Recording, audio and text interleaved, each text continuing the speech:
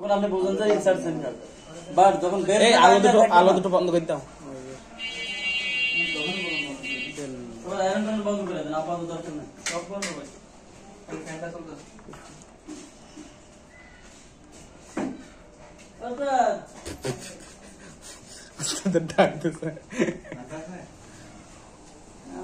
নদীর ফিরে তো করছে যাই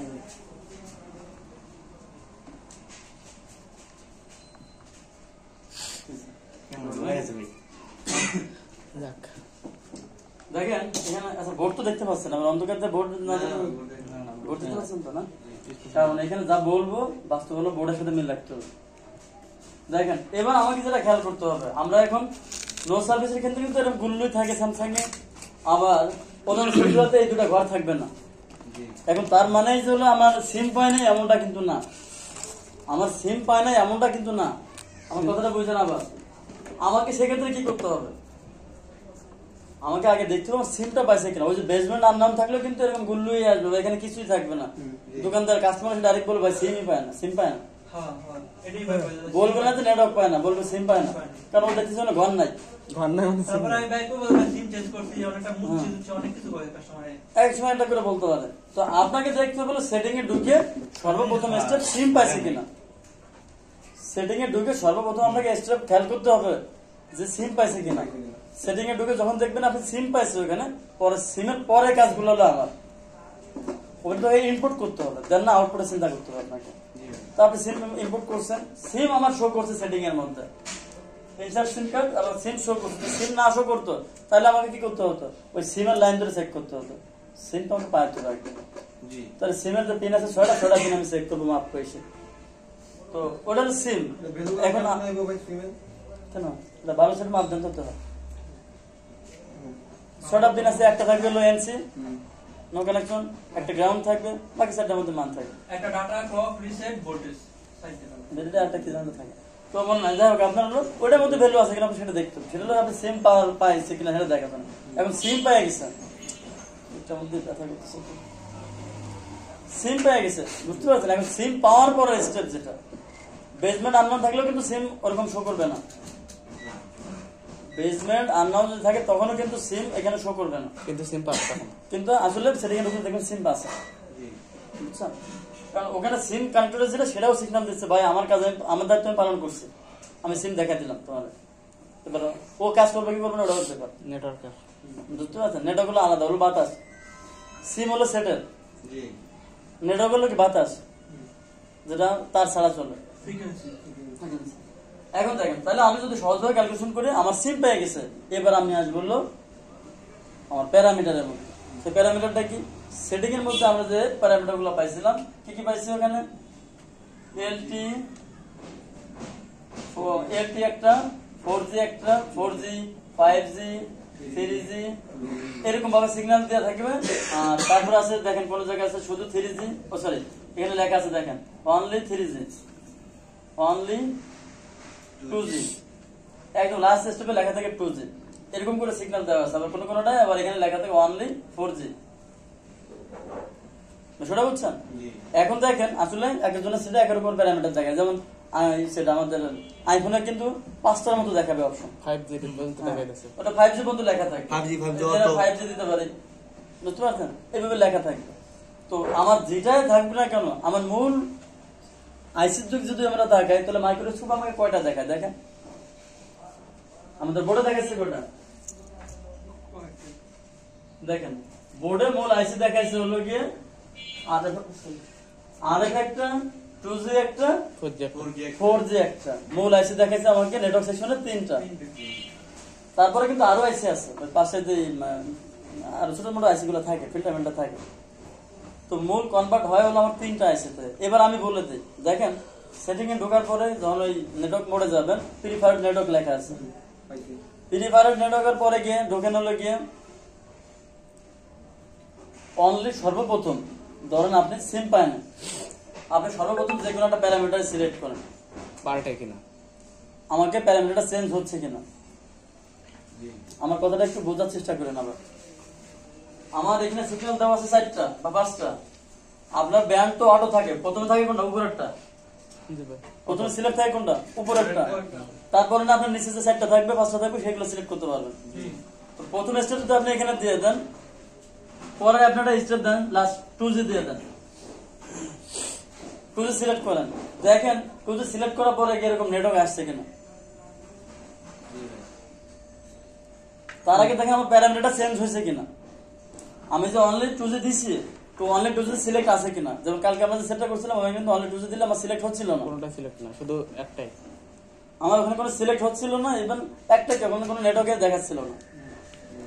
তো এখন দেখেন বিষয়টা হলো যে অনলি 2G দিছি, ও ব্যান্ড সিলেক্ট হচ্ছে কিনা সেটা হলো বিষয় আমার। যদি আমি এটাকে খেয়াল করি, আমার ব্যান্ড সিলেক্ট করলে যে নো সার্ভিসটা দিছিলাম না, আসলে নো সার্ভিসটা না দিয়ে আমি ব্যান্ড সিলেক্ট হয় কিনা সেটা দেখতে পারতাম। বুঝতে পারছেন? এটা ব্যান্ড নিয়ে আমরা একটা ক্লাস করতে পারতাম। তো ধরুন আমি ব্যান্ডটাই নিলাম আপনার এখানে, নো সার্ভিসে একটু স্টপ করে দিলাম, ব্যান্ডটা দিলাম। হ্যাঁ, ব্যান্ড চেঞ্জ, ব্যান্ড চেঞ্জ হচ্ছে কিনা। ব্যান্ড চেঞ্জটা কি দেখেন, আমার ব্যান্ড যদি চেঞ্জ হয়ে থাকে, যদি আমার ব্যান্ড চেঞ্জ হয় তখন না হলো কি আমি একটা স্টেপে যাব। যদি আমার ব্যান্ড চেঞ্জ না হয় তাহলে খেয়াল করেন, আমরা ওখানে তখন আইসি করছিলাম কয়টা, এখানে কয়টা করে, একটা দিছিলাম মেইন আর একটা দিছিলাম উপরে দিয়ে 4G আর 3G কিন্তু একই বর্তমানে। হ্যাঁ, আর একটা দিছিলাম কি লাস্ট 2G। এই হলো মেইন প্যারামিটার, তাই না, তিনটা আছে। এখন দেখেন যদি আমার ব্যান্ড চেঞ্জ না হয়, আমার ব্যান্ড যদি চেঞ্জ না হয়, সর্বপ্রথম ফল্ট করবে আরএফ। খেয়াল করেন, আরএফ ফল্ট করবে। এখন কথা হচ্ছে যে আরএফ এর জায়গায় অনেক সময় এরকম ক্যাপাসিটর শর্ট থাকবে, অথবা হলো 4G এর পাশে কোনো ক্যাপাসিটর শর্ট থাকতে পারে। বুঝতে পারছেন? এক কথা হলো আমার এ সিগন্যাল দিচ্ছে না, এর থেকে আরএফ থেকে ফ্রিকোয়েন্সিটা আমাকে কোনো জায়গায় দিচ্ছে না। তো ধরেন 4G তে দিচ্ছে না, কিন্তু 4G মতো যাইতে গেলে তো আরো অনেক পার্টস আছে, অনেক পার্টস আছে না, ক্যাপাসিটর, ডায়োড, টিবিএস, এগুলো তো অনেক থাকবে, ফিল্টার থাকবে না, ওখানে ফল্ট আছে হয়তো। তো যার কারণে এক কথার ফল্ট আছে বিধে আমাকে দেখাচ্ছে না, সেক্ষেত্রে আমি ফার্স্ট প্রায়োরিটি দিতে পারি কারে, আরএফআইসি টা কারে। এবার দ্বিতীয় স্টেপ আমি ক্লিয়ার করে দেই, সেটা হলো ব্যান্ড চেঞ্জ হয় নাই, ব্যান্ড চেঞ্জ হয় নাই বিধায় আমি দিচ্ছি আরএফআইসি। এবার যদি 2G সিলেক্ট করার পরেও আমার নেট নাই, জিনিসটা বুঝেন, 2G সিলেক্ট করার পরে গিয়েও আমার নেট নাই, বাংলায় দিলাম নেট নাই, 2G সিলেক্ট করছি আমি, আমার নেট নাই।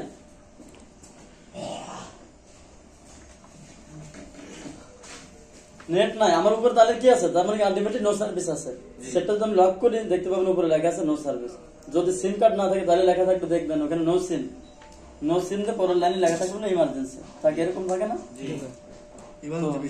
এখানে দেখেন যদি হলো যেহেতু আমার ব্যান্ড চেঞ্জ হয়েছে, এখন হলো কি আমার ব্যান্ড চেঞ্জ হয়েছে, কিন্তু চেঞ্জ হইলো আমার নেটওয়ার্ক নাই, চেঞ্জ হয়েছে বাট আমার এই ঘর আসে নাই। জিনিসটা বুঝলেন?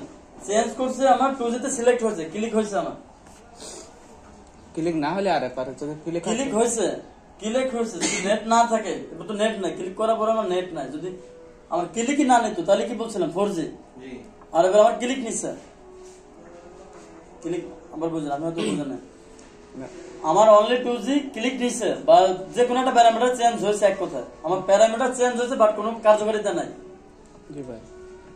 বুঝতে পারছেন? মানে শুধু জাস্ট টিকটা চেঞ্জ হয়েছে, এক কথা যদি বলি আমার টিকটা চেঞ্জ হয়েছে, কিন্তু 2G আসেনি, তার মানে 2G আইসিতে প্রবলেম আছে। না 2G তে দিচ্ছেন আপনি, 2G তো চেঞ্জ হয় না, বুঝছেন? আপনার ব্যান্ড চেঞ্জ হয় না, মানে ব্যান্ড তো আগে চেঞ্জ হয়েছে, চেঞ্জ হয় না দেখে আমি আরেক বলছি। এবার আমি 2G দেই, আমি চাইলাম 3G দিলাম, ধরেন 3G দিছি, 3G সিলেক্ট করলাম, যখন ব্যান্ড চেঞ্জ হয়েছে 3G আসছে, বাট এই গুল্লুই রয়ে গেছে। আবার শুনেন, তারপর বলেন, গুল্লুটাই রয়ে গেছে, আমার কিন্তু প্যারামিটার চেঞ্জ হয়েছে, কিন্তু প্যারামিটার সিগন্যাল চেঞ্জ হয় না, নেটওয়ার্কের সিগন্যাল চেঞ্জ হয় না, আমার শুধু প্যারামিটার চেঞ্জ হয়েছে।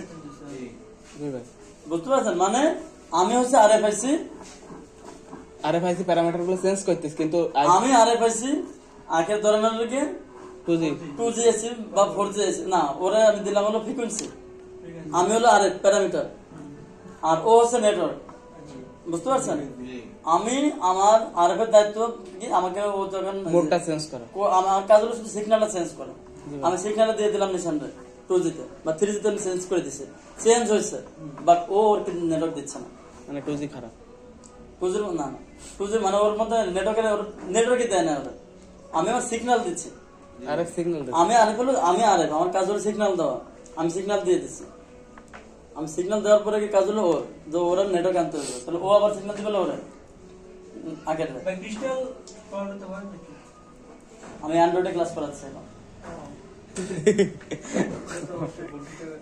আপনার হচ্ছে যে ওর যে ব্যান্ড চেঞ্জ হয়েছে, মানে আমি ব্যান্ড চেঞ্জ করে দিছি, আমার ব্যান্ড চেঞ্জ হয়েছে, বাট নেটওয়ার্ক আনার মতো ক্ষমতা আমার নাই।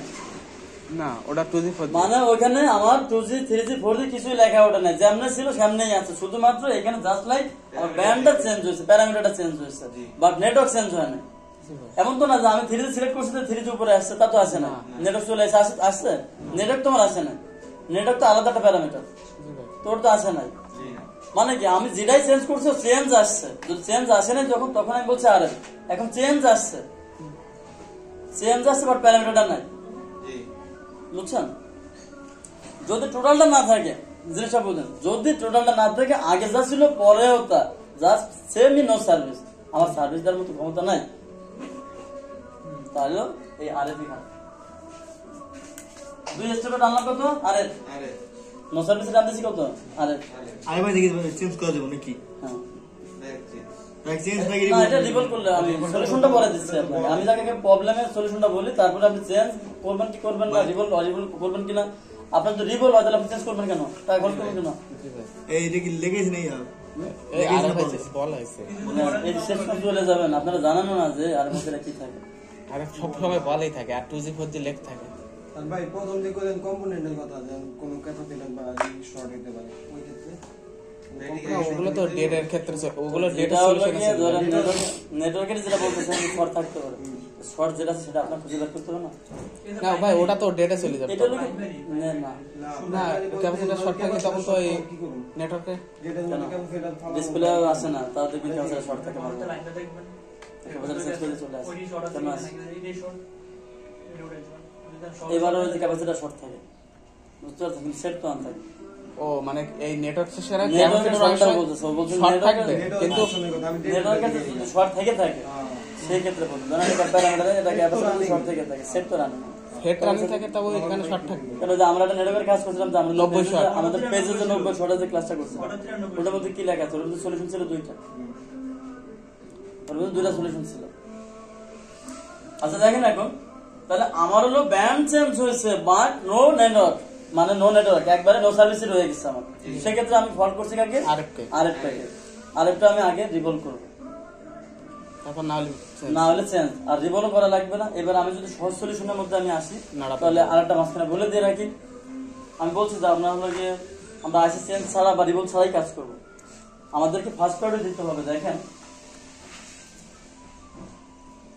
এই একটা একটু নামার পর ফোরজিটা কোন দিকে, এই যে ফোরজি, তাহলে এই দুটো একদিকে একটু নেন তো, বোর্ড ধরে মানে আইসিটা ঘোরায় লাগলে দুটো একদিকে না প্যারামিটার। ওকে, আমি আরএফ নিলাম আর হলো 5Gটা বা 4Gটা নিচ্ছি, দুটো দেখেন আরএফ নিচ্ছি 4Gটা আর হলো 5Gটা নিচ্ছি। আপনি সর্বপ্রথম সলিউশন যেটা করবেন, এটাই হচ্ছে থিওরি,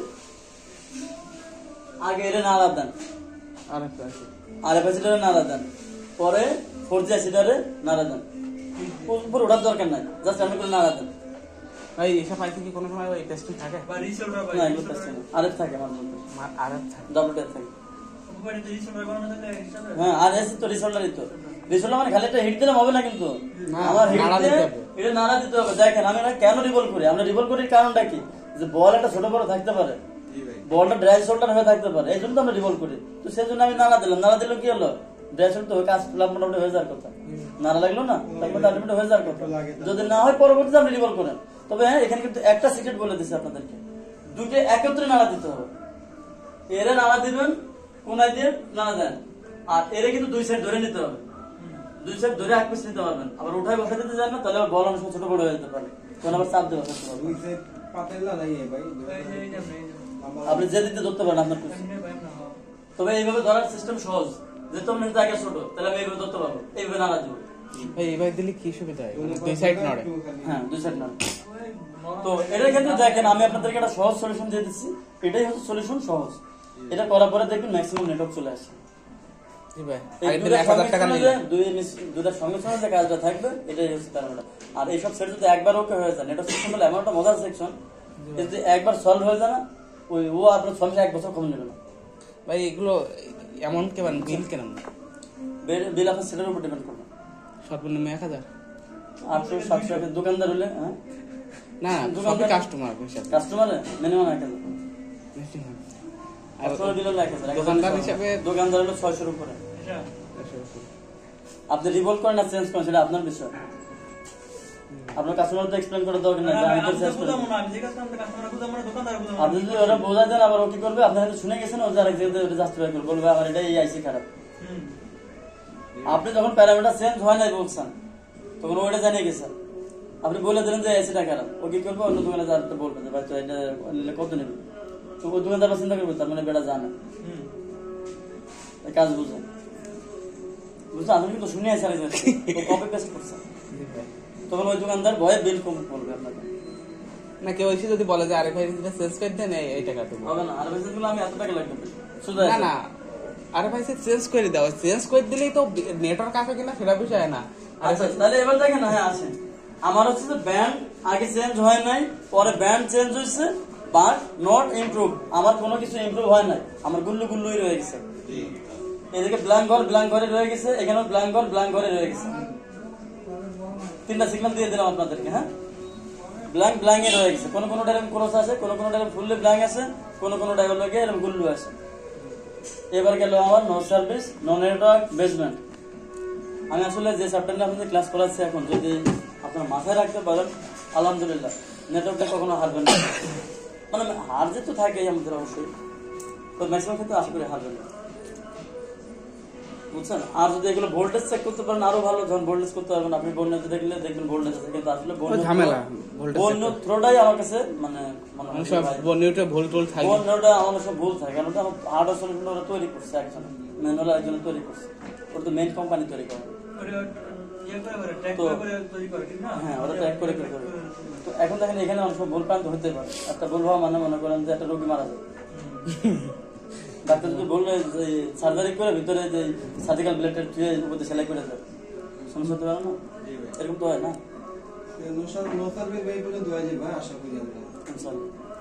সবচেয়ে বড় প্যারামিটার হচ্ছে নো সার্ভিস, বুঝছেন।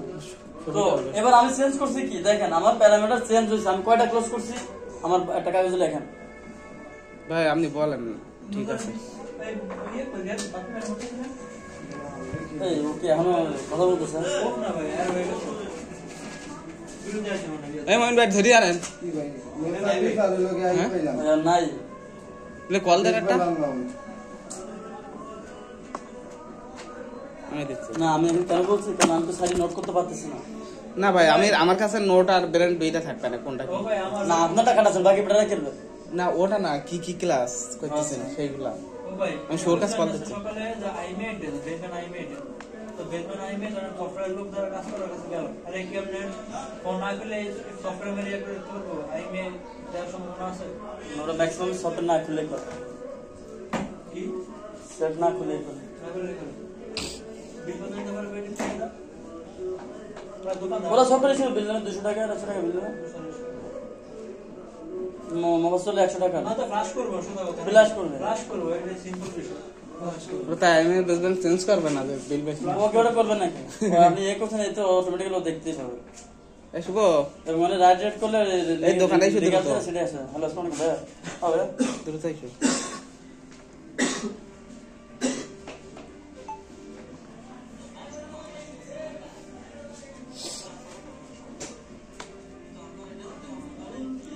কিন্তু কালকে যখন ওখানে দিছে ওরা তো, আমি বললাম যে চন্দ্রা গাজীপুরে যে আপনি যে মেসেজ আপনার ভাইটা আসে হাতে দিচ্ছে, বুঝছেন, সেটা আমার সামনে দিলাম যে ভাই কালি একবার চন্দ্রা গাজীপুর লিখে শুভর ভাইয়ের সঙ্গে দেখা হয়ে গেল, আমার ভাইয়ের সঙ্গে দেখা হবে না। যাবে না চন্দ্রা উঠে যাবে, কোথায় যেতে হবে? এটা লিখে যেতে হবে বাসায়? বাসা কোথায়? ফরিদপুর নাই? হ্যাঁ কোথায়?